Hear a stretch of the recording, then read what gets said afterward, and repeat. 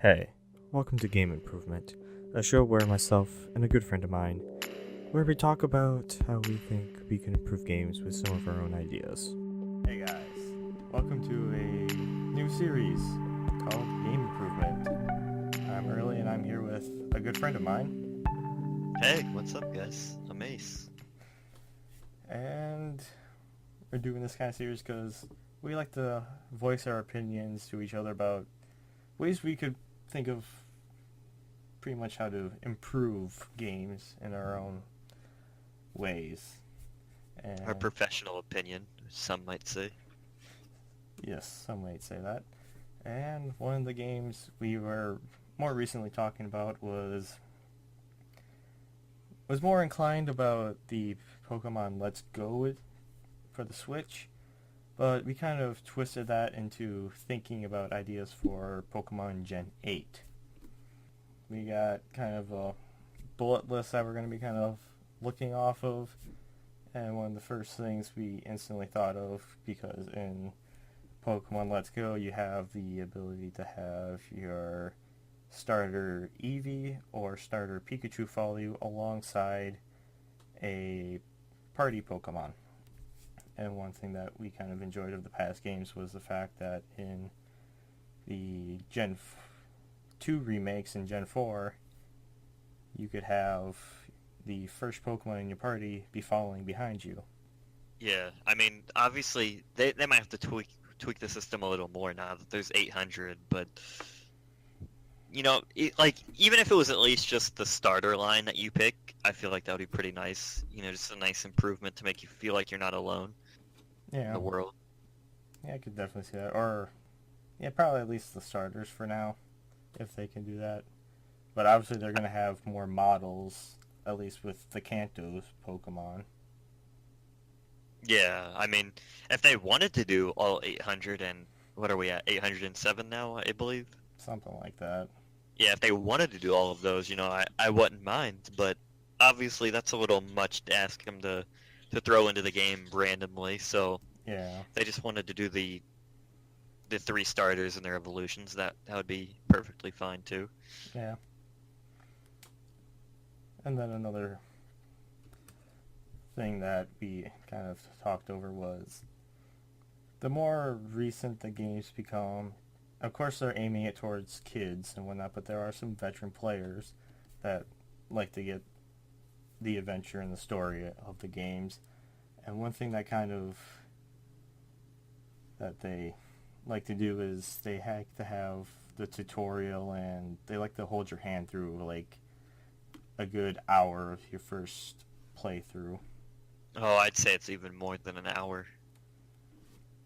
But I like you said, we get it. It's for kids, but let veteran players skip the tutorial. Like for the only one I think you really need. I beat gold when I was like 7 or 8. I think the only tutorial you reasonably need is how to catch Pokemon, and let people skip that like you did in Gen 2. Just be like, no, I already know how, and it's like, all right, come back if you change your mind.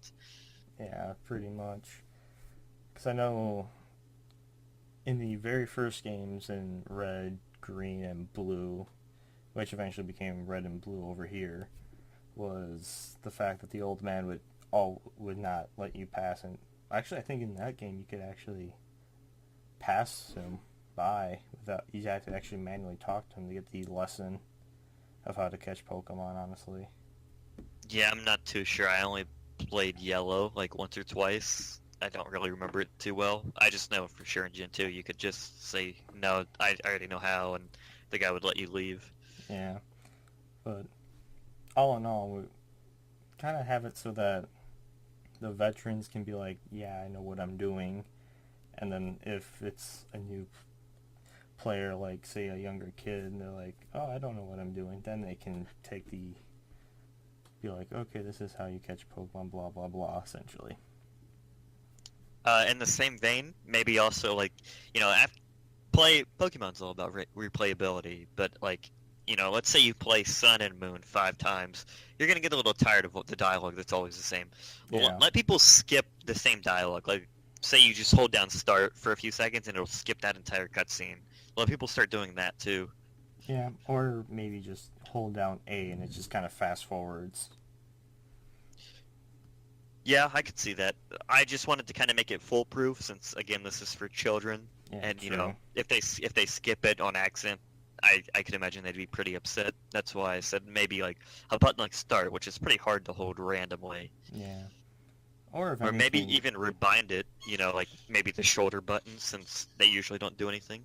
yeah, or maybe even just have like an option in like the option menus where you can like set it to like skip dialogue or something like that. Yeah, and then have it set to off by default. Yeah. And then when you're going through the story the first time, you're like, okay, this is the story, and then be like, okay, I want to do a challenge run or a Nuzlocke or something. As long as you're not doing like a Let's Play or something like that. If you're just doing it for like your own personal enjoyment, not really worried about the story at all in all, then you could go into the options and turn it back on, or turn it on, I should say. I'd even go as far to say is maybe like let it be an option that you unlock after you beat the game for the first time. Yeah, I could see that. And maybe also after like a first playthrough, because I know I believe you mentioned it was black and white. It was Yeah, where you got the I, difficulty settings, where it amped up like have it amp up the AI, the levels, the trainers and whatnot. see, I thought of that. I think what I would prefer is to have an easy or a normal difficulty, so that way, if, say it's a gift for like a 4-year-old, you can turn it down to easy, and then they won't have any trouble. And then after you beat it, the next time you start, then you could pick hard mode. Then you already know, hey, Yeah, these guys usually have these levels and whatnot, and then you'll know what to expect. Like, okay, this guy's level 8 last time, he might have a level 12 this time. yeah.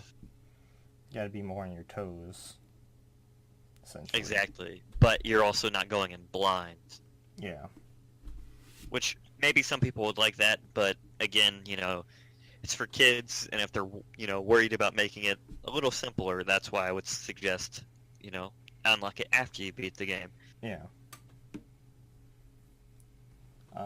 And pretty much another thought is that in Pokemon Let's Go, you got the whole idea that you can actually see the roaming Pokemon, kind of just like in Pokemon Go, essentially, where you look at your phone, oh, hey, there's a wild Pokemon, you can tap on it, throw the Pokeball, catch it, blah, blah, blah. You know the drill, basically.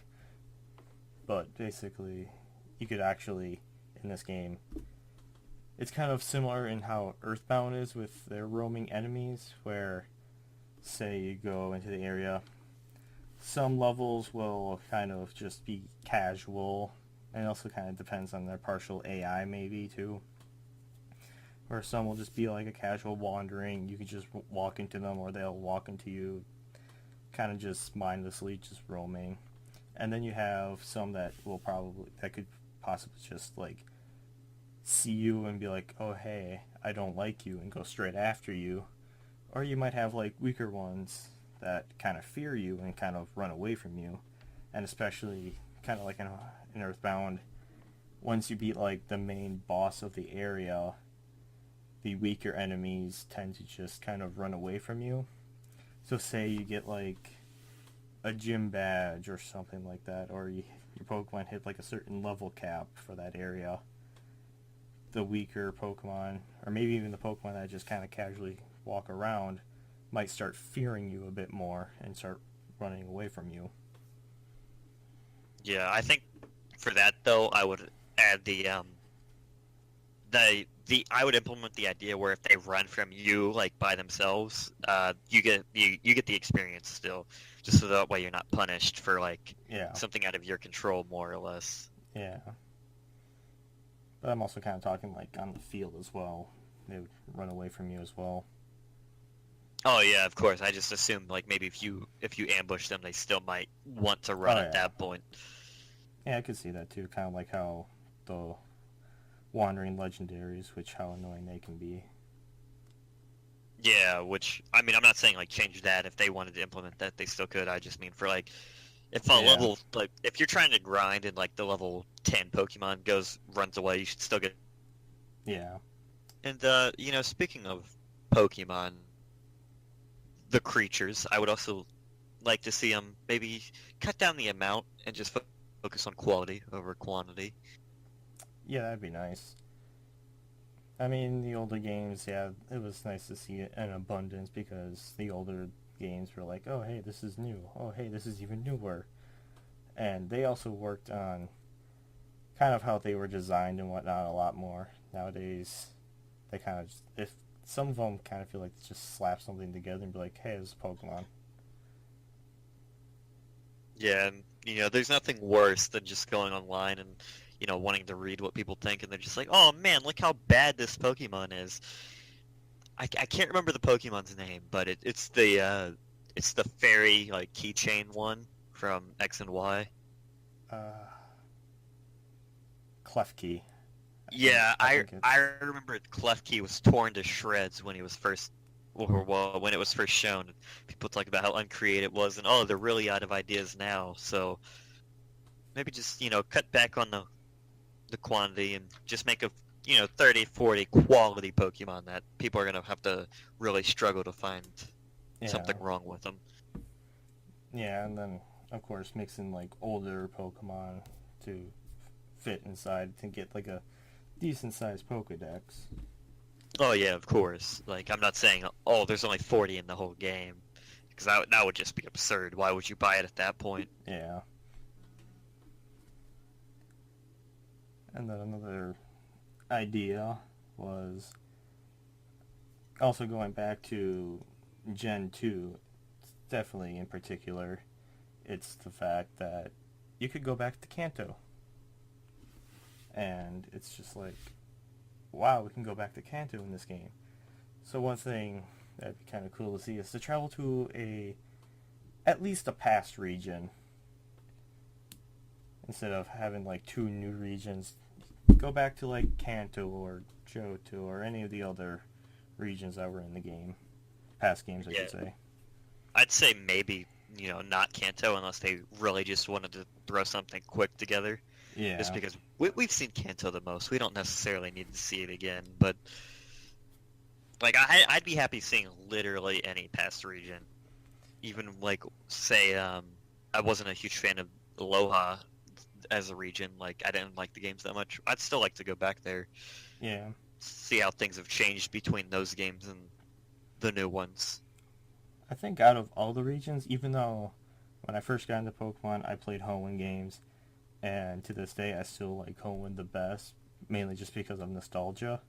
But absolutely. But one thing I would love to probably see back is just the sheer fact that we've seen the only games we really haven't seen in the new light is Gen 2, Gen 4, and pretty much Gen 5.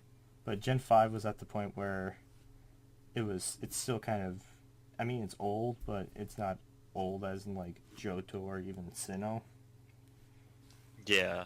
So, I think out of all of them, I'd probably want to see Sinnoh back the most. Sinnoh or Johto for me, honestly.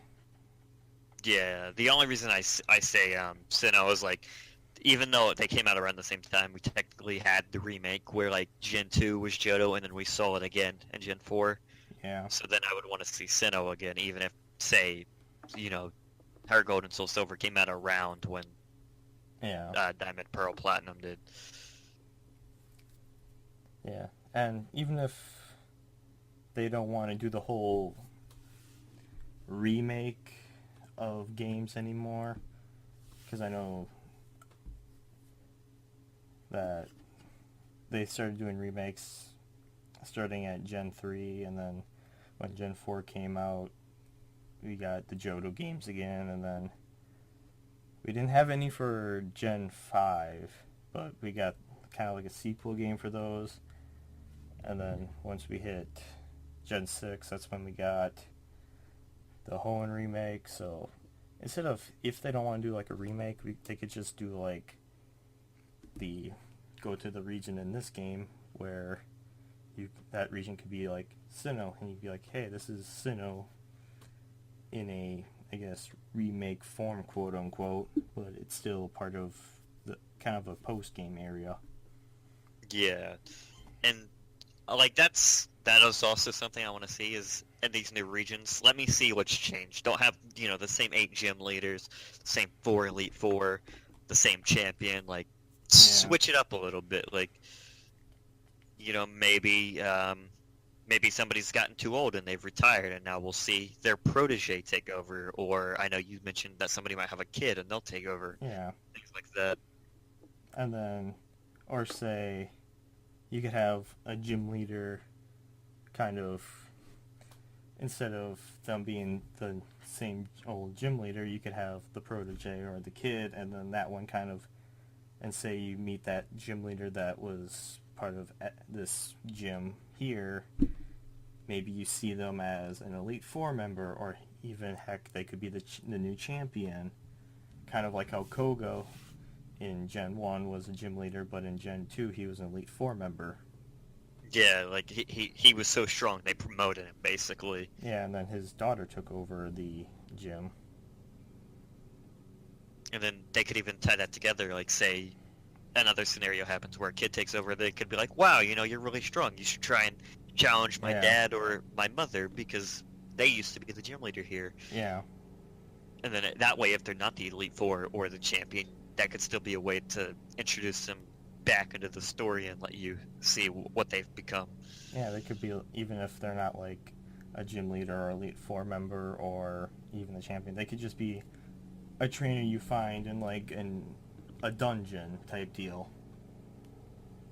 Yeah, and like let's say that's too much work for them. They don't really want to implement all these new locations and ideas. Just have a like in Gen 5, a world tournament type like gauntlet where you can battle them again.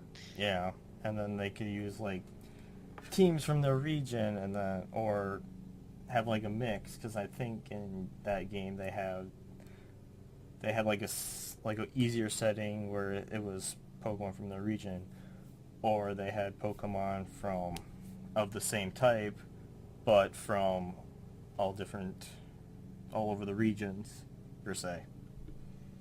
Yeah, and I think they split them up into categories, like all the gym leaders I think were together, all the Elite Four were together, and then I think all the champions were together, if I'm not mistaken. Yeah. And I know Red was kind of a powerful trainer. He still is. But, he's not the strongest, because in canon, Ethan would have been the strongest because he beat Red. Yeah, definitely. Not even just excluding just Ethan coming back as a strong trainer. I'd like to see kind of the other protagonists kind of have some spotlight. At least of my own opinion, of course.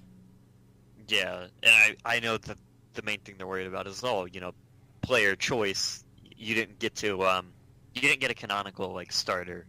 They could just get around that by having them, like you said, select the region's Pokemon, or even maybe they put their starter away. They caught another new, stronger Pokemon, and they have that as their 6th slot.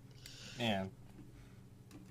Mainly because, I mean, yeah, the starter is sentimental, but when it comes to actually competitive battling, you don't see every Pokemon battler that's in like the whole tournament running a starter, unless it involves Mecha Evolution. You don't see like a random player be like, oh, this Typhlosion's my favorite, throw it out, or a Meganium, or some of the other starters, but you might see like the Charizards, the Blastoise, the Venusaurs, Blaziken, Swampert, Sceptiles out there more often just because they have the Mega Evolution. But still, I think even nowadays, it's mostly down to just Charizards, I think Swamperts, and maybe a Blaziken. Yeah. I'm not sure, because I know back when I was watching competitive, like Speed Boost, Blaziken was really good, but I'm not sure how he stacks up nowadays. Yeah. But yeah, like they're good and people like them, but they're definitely not the strongest. So if you're going to a tournament full of the champions of every region, you would bring the strongest. that you can have. Yeah, exactly. Because I know I never did the big whole like go to a Pokemon official Pokemon tournament, but I've kind of dealt with some of the competitive aspect of the Pokemon games, and even though yes he's a starter but and has a Mega Evolution, but he's also my favorite, which happens to be a Sceptile because that was essentially the very first Pokemon I ever got. So I guess you could say I lucked out in that category where my favorite starter happened to get a Mega Evolution. Yeah, mine's the opposite, where Typhlosion is still he's pretty bad most like in the tier list. Yeah. But you know, I still like him. Yeah. I mean, there's a difference between being competitively useful and then just casual use. And that still doesn't have to say that, oh, this Pokemon sucks, I'm never going to like them again. Just Yeah, it's because- just you wouldn't bring that if you were going to a tournament you intended to win. Yeah. Let's say you and a friend were just like, oh, let's just have a story, like, kind of like what some people do is they'll take their story teams against each other. Well, at that point, the starter might actually be one of your strongest allies in that scenario. Yeah. You know, another thing I'd like to see is them shake up the formula and just stop with the evil teams every game doing, you know, X evil heinous act that you have to stop because you're obligated to. Like, show a little variety, like maybe a smaller team that has their own goals that just happen to be something that your character can't quite agree with. Yeah. Kind of in similar fashion to, I guess you could say, Team Plasma, where they were trying to get everyone to release their Pokemon. But of course, that's a large organization. However, something to kind of shake it up would be, like you said, a smaller group where they're all really strong and you actually are like, okay, I need to actually work my way up so that I can actually defeat these guys. Yeah, I was thinking maybe like a personal goal, and this kind of lends itself to Sun and Moon. Maybe somebody you know, like your childhood friend or like your mother or something in the game has like a really rare Pokemon, and these guys are gonna try and steal it because it's valuable. Then you would obviously get stronger to protect them and go against the small group that are just basically like, hey, I want your Pokemon. I'm gonna take it by force. Yeah. And what I'd like to see in that same vein is Black and White did it, but I want to see strong trainers of the region helping out. Like let's say they're stealing from a certain town. Why would that town's gym leader not help you? You know, they should be out there double battling with you to clear them out of their city. Yeah, because like you said, Black and White did that with, like, you got your rival kind of tag teaming with you to take down Team Plasma. You got, at the end of the game, you got all the gym leaders kind of all teaming up to fight, what is it, the Sages? I believe so, yeah. Yeah, you have the gym leaders lining up to battle all the Sages as you're being told to go pursue N and whatnot. And in fact, you also got another nod to the Johto games where Lance helps you in the Rocket Base against the Grunts and the Admins. And you even got, even in Hoenn, you had, I think it was only Emerald that they did this, but still, in Moss Deep City at the space station, you got Steven with you fighting, I think it was Team Magma. Yeah. They've always done it over the years, like in small bursts, but I want to see something more like in your face about it. Like, if you know, it shouldn't be like every other town. You might have an ally, right? Like, if they're messing with a gym leader city, I want to see that gym leader out there helping you kick them out. Yeah. Give them, make them a lot more fleshed out rather than, I am generic boss A. You battle me, you win, I give you this as your trophy. Exactly. Because, I mean, how many of these gym leaders do you even think about after you've beaten the game? Probably none of them, unless maybe you thought they had a really cool design or something of that nature, but they're not very memorable for their story participation. Yeah. Pretty much the only gym leaders that are more fleshed out are only because they were fleshed out in the anime, like Brock, Misty, I think his name was like Cyan or Silent. Basically the grass gym leader from Black and White from the first town. Oh, I know who you're talking about. I'm not quite sure how to pronounce it either. Sillin, maybe? I'm not quite sure. Yeah, something like that. And then Yeah. you also, but also part of the games, you got a lot of the champions tend to be more part of the story. Like, especially Yeah. Cynthia. She is, like, almost a part of every story since she came out in some shape or form. Yeah, like I know she'd return Black and White at the like the villa, and then you could battle her there. And in Sun and Moon, she's, like, part of the battle tree type place. I think you can battle her in Omega Ruby Alpha Sapphire, but don't quote me on that. I know she comes back in a event in the Johto remakes, where you take event Arceus to the Sinjoto ruins or something like that, and you can get a level 1 Giratina, Palkia, or Dialga. And you also get the orb that Corrin spawns with them. Yeah. Because basically you get to see Arceus make the Pokemon right there in front of your face.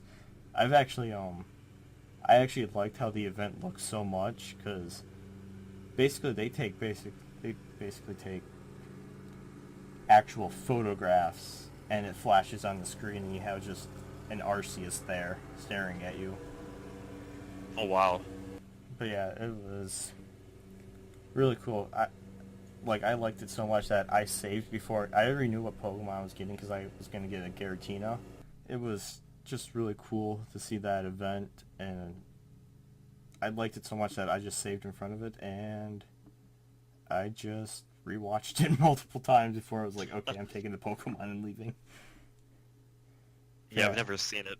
I'll have to look that up Oh yeah, after we're done here. yeah, it's really cool. And it's not like a sprite of Arceus. It's basically the official artwork. Of course, put down to more of the graphics for the DS to handle, but still, it's based off of the official artwork of Arceus. Yeah, that'd probably be pretty good. Pretty cool.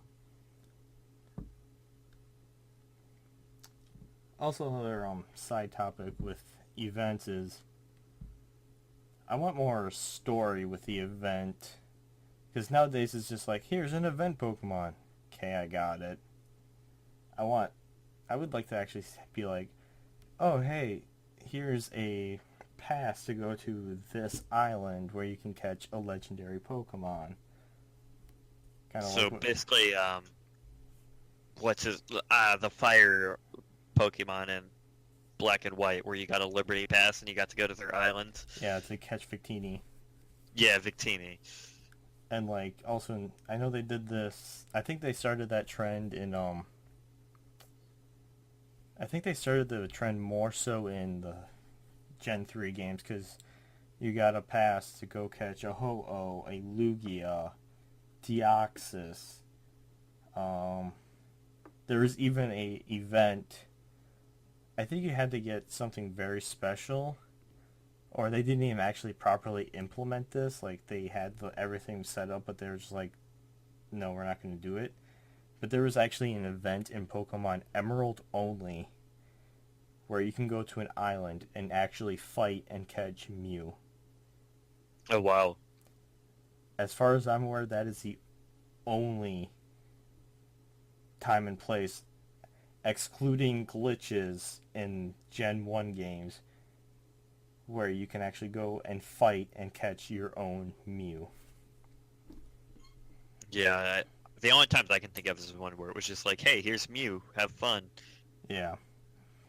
At that point, I pretty much beat Emerald to the point where I had two level 100s, and they were basically I'm guessing Skeptile and Swallow. Yeah. I basically had those two at level 100. Those two just carried me through the Elite Four. I was basically having no fun. And I know it's kind of taboo to use cheating items, but basically I only used a Game Shark to actually get to the event areas, and then I would fight and catch the legendaries myself without infinite master balls or this or that. Basically, I would only use the cheating device to allow me to go into that said place, just because when I started getting into the games, I didn't have the Wi-Fi or the internet or the capabilities to go to special areas to stick my game cartridge to download this select pass. So, and plus, by the time I started doing this, those events were long and done with. So, I was more so just like, well, hey, I can use this to get to the actual areas that I want to go. So I did that, and I fought and caught. I don't think I got it to work with the Ho-Oh or Lugia fights, but I managed it with Deoxys and the Mew. Yeah, see, I don't necessarily think that's bad or anything, because for instance, I bought Pokemon White day one, and I still have that copy to this day, but because I restarted, after the event ended, I can never get that Victini again, even though I bought the game day one, because so I don't necessarily think it's a bad thing to hack and get into the event area. Because, you bought your game legit, you should be able to at least get the special Pokemon. Yeah. I know I also kind of did that in, I also kind of did that with, the, Pokemon, in Diamond. I did that. Basically, I used the walk through walls cheat, and I did that to get Shaman and Darkrai, because those were tied to an event. And even in that game, I also used the code to get the unused event item, the Azurill Flute. And I actually walked all the way up the stairs, which felt like it took like a half hour to climb those stairs, because that was so tall. But I actually went all the way up there, fought, and caught Arceus, which allowed me to actually hear his actual in-game theme, which that was technically a cut thing, because it was tied to an event that never came out. Yeah. I guess just events in general, I want overhauled in some way, just because it's such a bummer to oh, I can get this Pokemon. Oh wait, never mind, this event expired. Yeah. And I get exclusivity, right? Have the ones where you show up at the location. Those can expire, obviously, because it's a one-time thing. But if you're gonna say buy the game at this date and you'll get this code, let that one stick around. Yeah. Or if anything, if it's like a Wi-Fi event, allow them to stay for, even if it's just for a complete 365 days. Allow them to stick around long enough so that players can buy the game and then still be able to get the code, rather than be like, oh, if you have the game within these 2 weeks, you can get X Pokemon. Yeah. So, we've talked a lot about what they can do for the main games. I feel like we've we've discussed enough about that. Yeah. I want more side games, like quality side games. Like they don't have to have, let's say 10 in a year. If they give me like 2 or 3 that are just really good, I'll be happy. Yeah. That'd be nice. Give another Pokemon Ranger or another Mystery Dungeon or another like Pokemon Conquest. Any of those, like Oh yeah. just release a quality one, that'd be fine. I've always wanted to play I think it was Conquest was the one where you had like that EVN. It was kind of like Fire Emblem. Yeah, that's Conquest. Okay, yeah. Because since whenever I got into Fire Emblem, I was like, I kind of want to play Conquest. I want to try that out, but I never bought it. So Yeah, so just give stuff like that.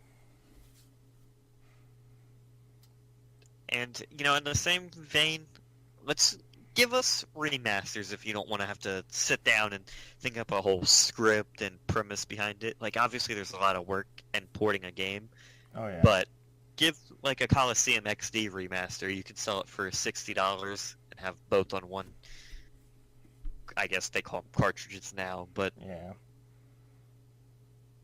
Which, with how modern technology is, they could probably easily put those two games on a single cartridge. Yeah, exactly.